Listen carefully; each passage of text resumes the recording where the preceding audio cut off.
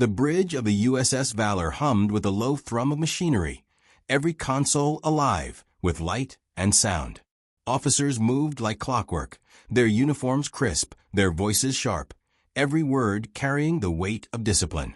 Above them, sunlight slanted through the armored glass, turning the polished steel into gleaming silver. Among the bustle, almost invisible, a woman stood quietly near the navigation console. Her name was Sophia Aldrich. Her dark hair, streaked faintly with silver, was tied back in a neat bun. She wore a navy blue pantsuit, plain, practical, deliberately unremarkable. In her hand, a small black notebook. She jotted notes with steady precision, her eyes scanning the screens as if reading a secret language no one else understood. No one asked who she was. No one questioned her presence. To most, she was just another civilian observer, a piece of furniture, part of the background hum. Sophia preferred it that way. Invisibility was her armor.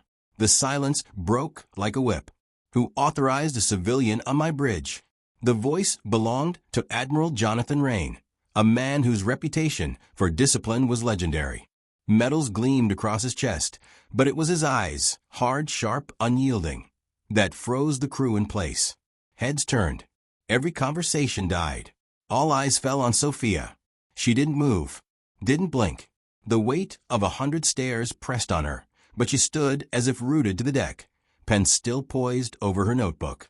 Lieutenant Commander Michael Farrow, the Admiral's second, stepped closer, his voice lowered but firm. "Sir, civilians are supposed to remain in the observation gallery." Rain didn't look at him. He kept his glare locked on Sophia. "Security. Remove her." The order cut the air like a blade. 2 guards moved instantly, their boots striking the steel floor in rhythm. From a far side of the bridge, a junior officer whispered, "Maybe she wandered off a tour." Another chuckled. "Looks like someone's secretary got lost." The laughter was quiet, but enough to sting. Sophia closed her notebook softly.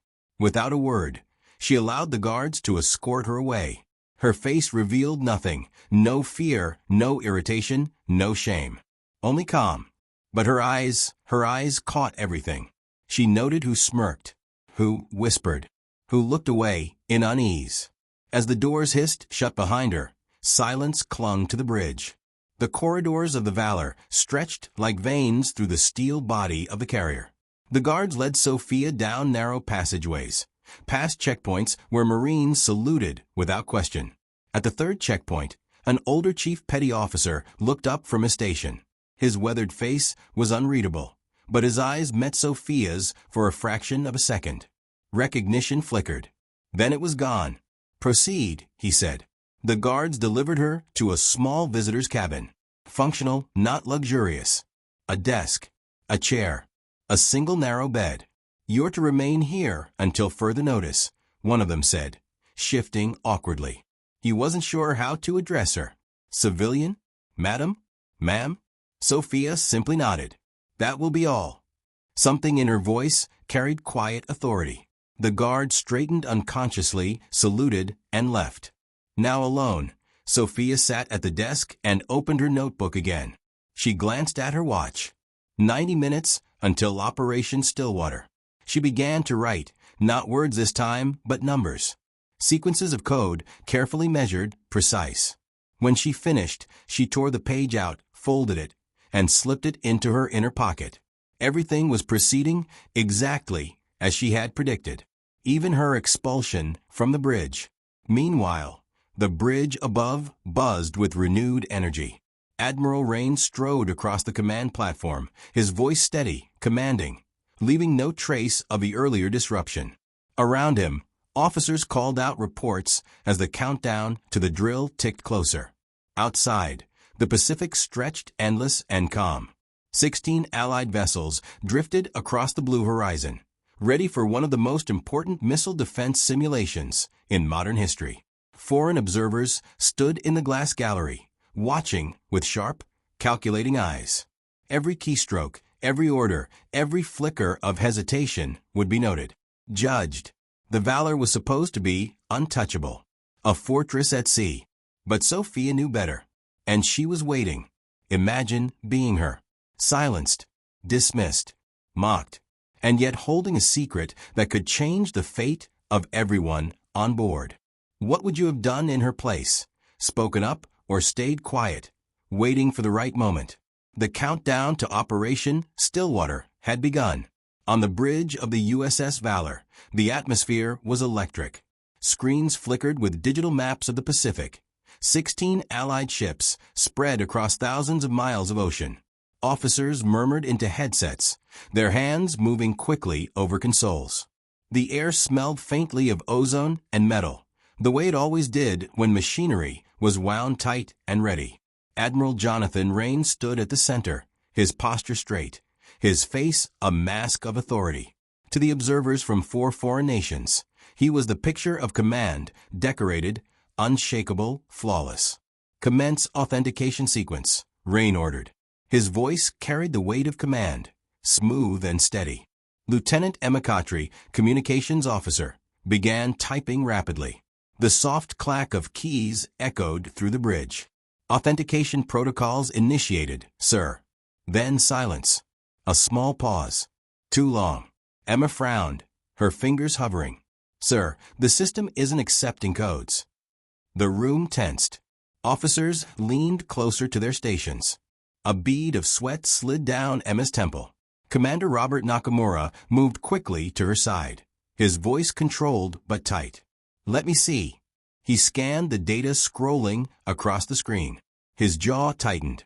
Redundancy systems are also failing. The bridge, once filled with confidence, now felt suddenly fragile. Admiral Raines' voice cut through the tension. "Override. Scarlet 7 protocol." The computer's voice responded, cold and synthetic. "Access denied." For the first time, Raines' eyes flickered. Again. Emma's fingers flew. "Access denied." A ripple moved through the bridge. Quiet gasps. The faint shuffle of boots. Even the foreign observers exchanged uneasy glances, whispering in clipped tones. General Blackburn, from the Joint Chiefs, stepped forward, his voice low but sharp.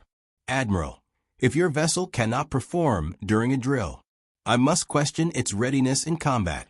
Every foreign eye was on him now. The Korean attaché leaned toward his colleague, murmuring in their own language. Suspicion. Doubt. Exactly the impression Sophia had predicted. "Use my personal override," Rain barked, his voice cracking slightly under pressure. Emma entered the Admiral's command code, every key strike echoing like a drumbeat. The screen blinked. Processing. Access denied. System lockdown initiated. The words hit like cannon fire. The bridge froze. Communications restricted. Sovereignty verification required. The computer's voice was almost mocking now. Emma's hands trembled. "Sir, we're cut off. We can't reach Pacific Command." Admiral Raines' face went pale. This isn't possible. The system was cleared by the NSA last month." General Blackburn's eyes narrowed. His words cut like ice.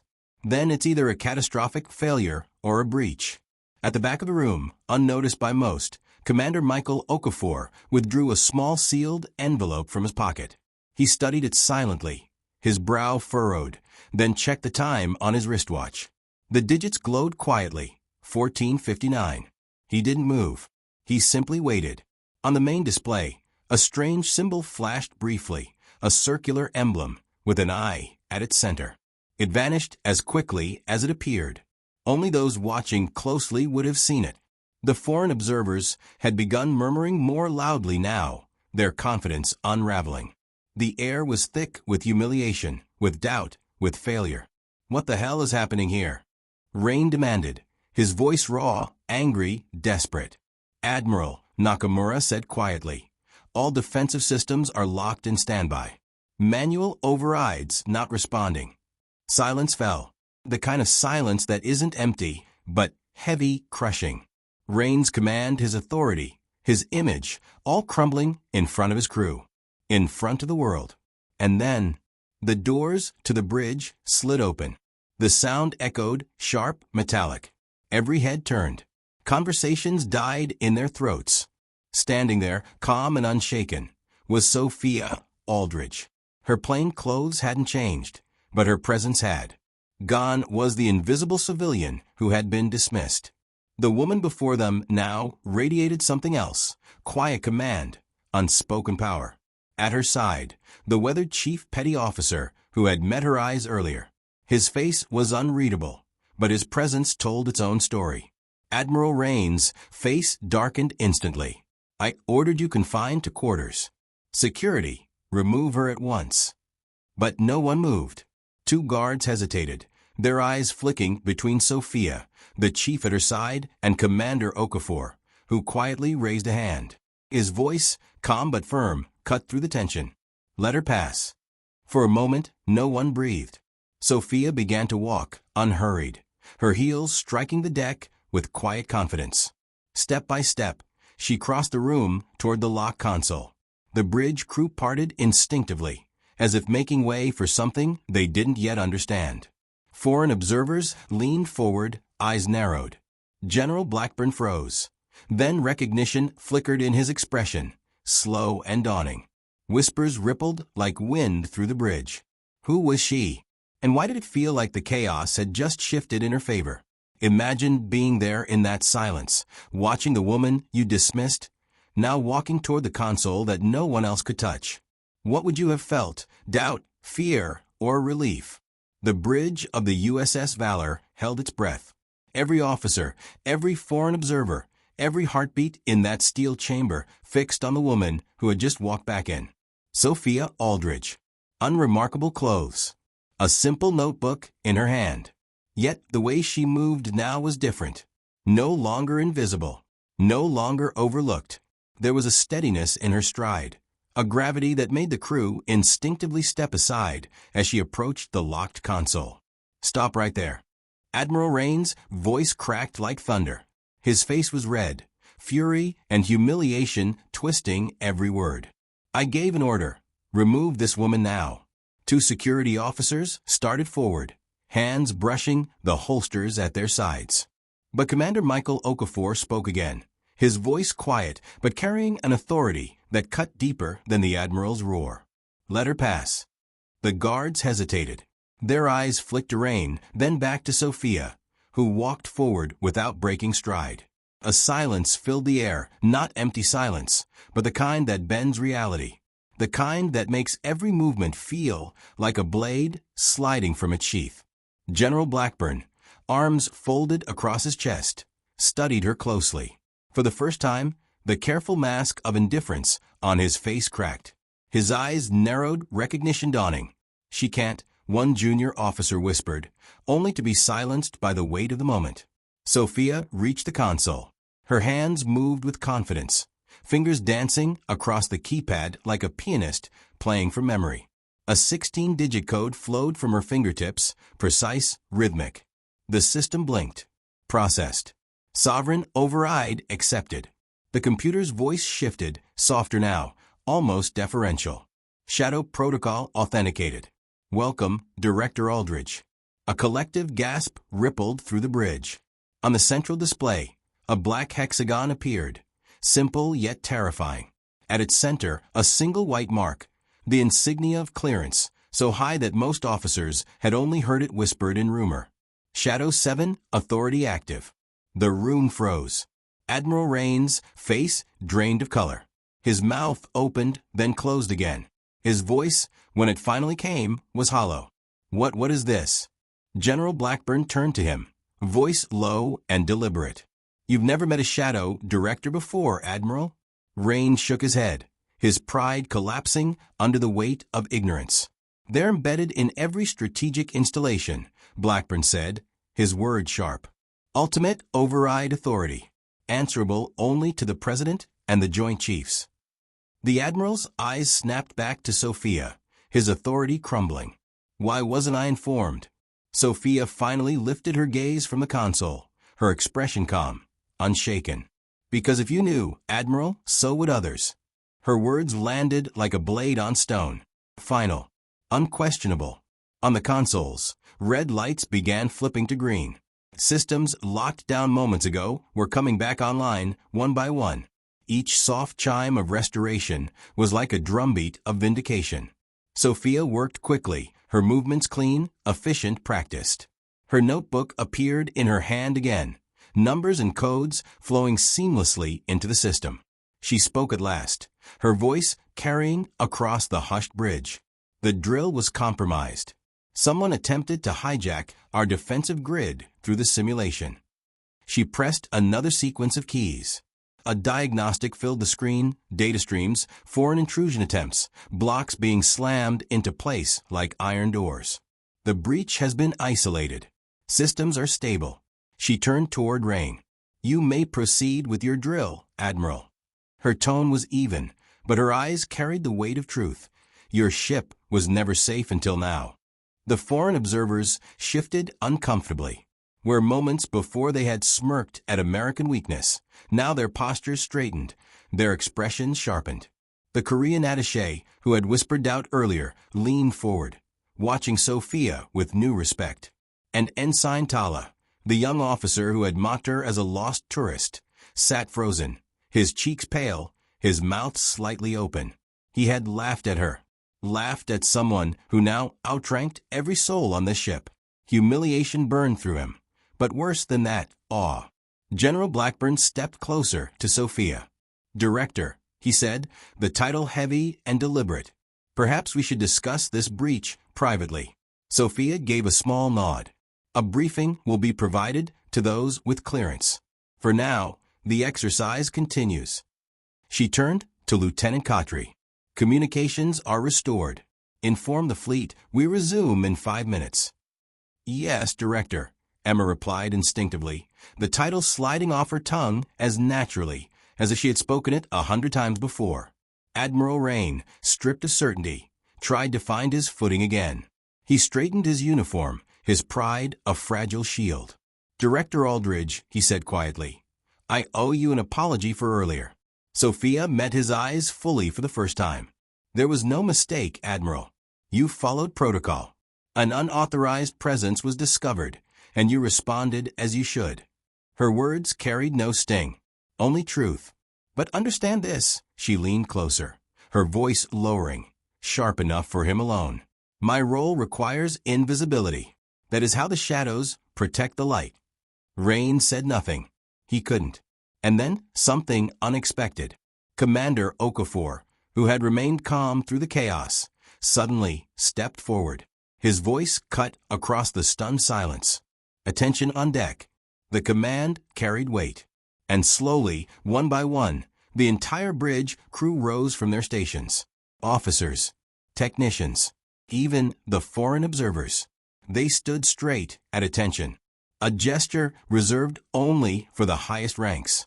Sophia paused mid-step. For the first time, her calm composure flickered. Her eyes softened, not pride, not triumph, but something quieter.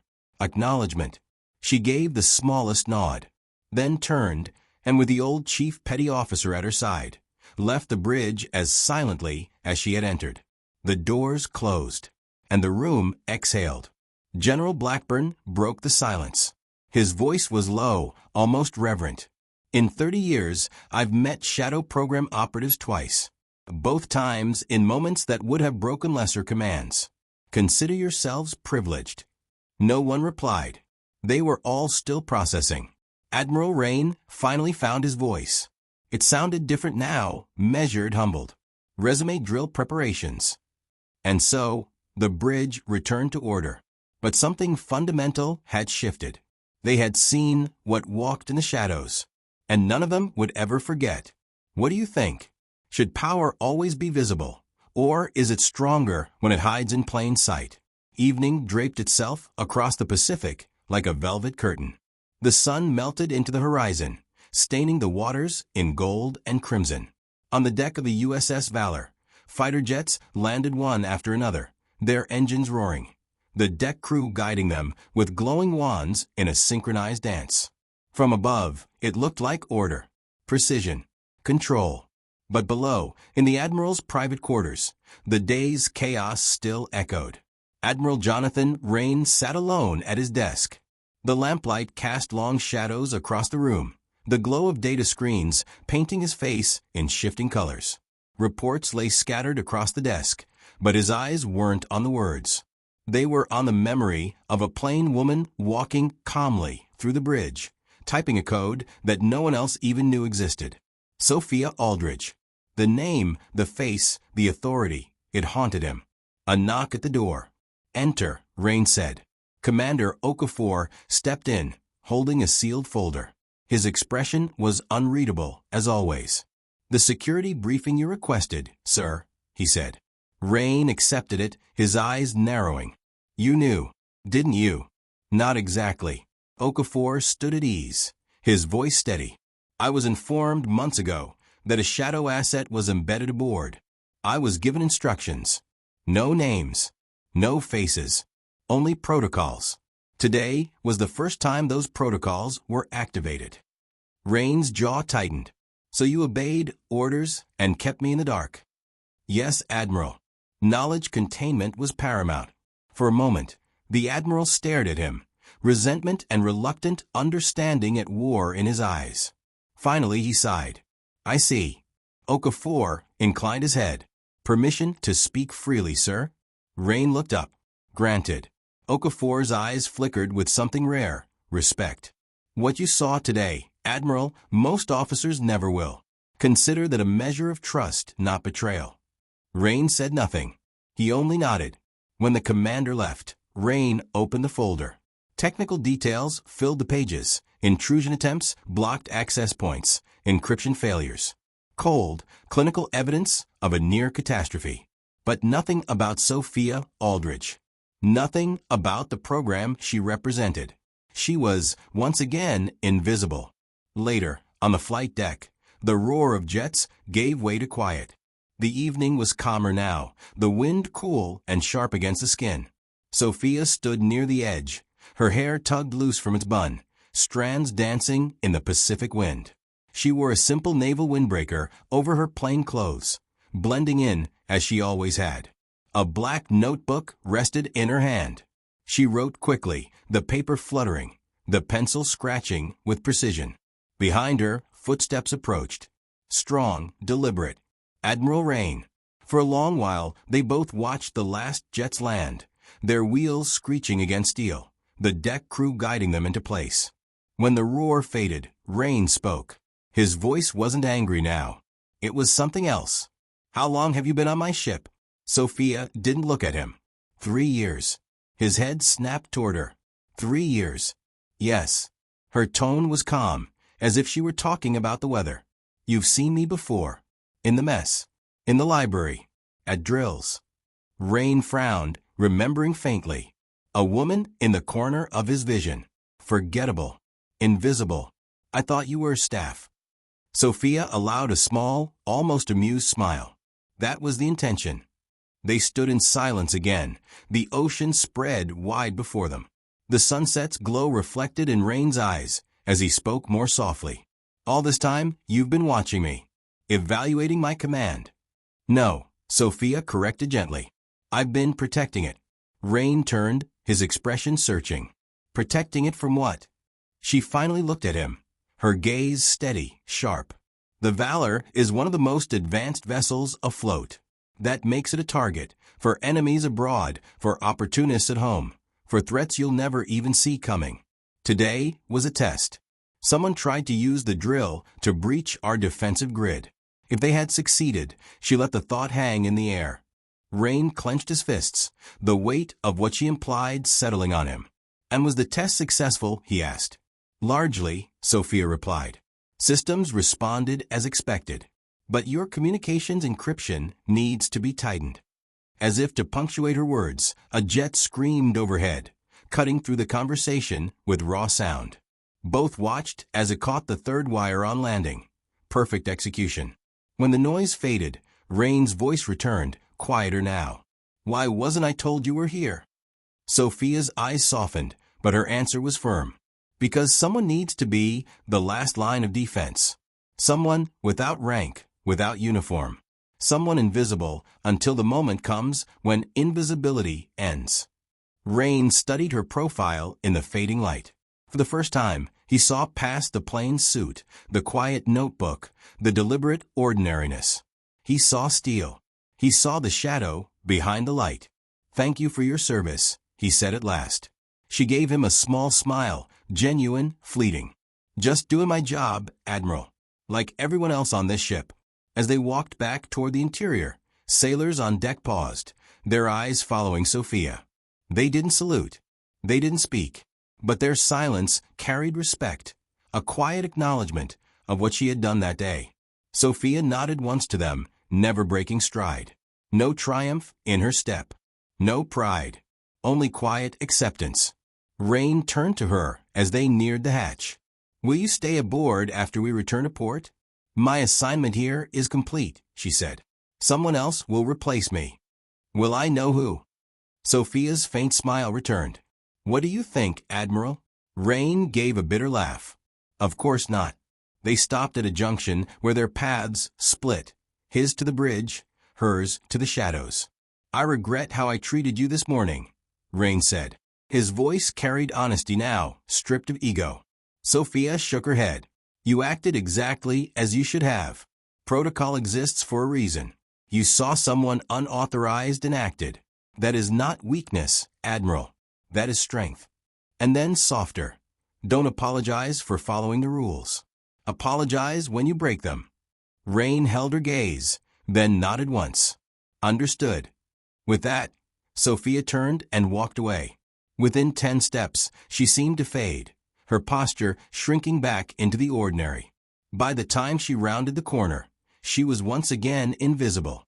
Rain remained in the corridor, staring after her, a single thought echoing in his mind.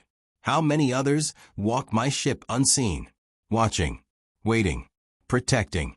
If you discovered someone had been watching over you in secret for years, not out of malice, but protection, would you feel betrayed or grateful? 2 days later, the USS Valor neared the coast of San Diego. The air carried the tang of salt, gulls wheeled in the distance, and the horizon shimmered with the faint outline of land. By then, word had spread across the ship. Not officially, not through any briefing, but through whispers in corridors, quiet conversations in the mess, knowing glances exchanged in the hangar bay. The story had already taken on a mythic shape. The woman no one noticed. The civilian dismissed. The stranger who had walked into the storm and silenced it with a single code. In the officers' mess, young Ensign Tala sat silently while his colleagues spun theories. She was CIA. Has to be. No, NSA black program. I read about something like this. You're all wrong. She was military once. You saw her move. That was training. Their voices buzzed with excitement, but Tala couldn't join them. He remembered his own smirk, his mocking words. Looks like someone's tour group took a wrong turn. Now, shame burned in him like fire. Admiral Ray, meanwhile, carried the truth quietly. Or, at least the sliver of truth he had been allowed. Sophia Aldridge was gone. He discovered it during a discreet inquiry on the second night. A logistics officer confirmed that a civilian contractor had been airlifted by helicopter during the night shift, a priority transport. No one questioned it. No one stopped it. She had left the Valor the same way she had lived aboard it, unnoticed, vanishing back into the shadows. At the final debrief in San Diego, Rain's staff presented their reports. Operation Stillwater, a success. Systems tested. Weaknesses exposed. Solutions proposed. The incident with the override? Reduced to a single line in the documentation.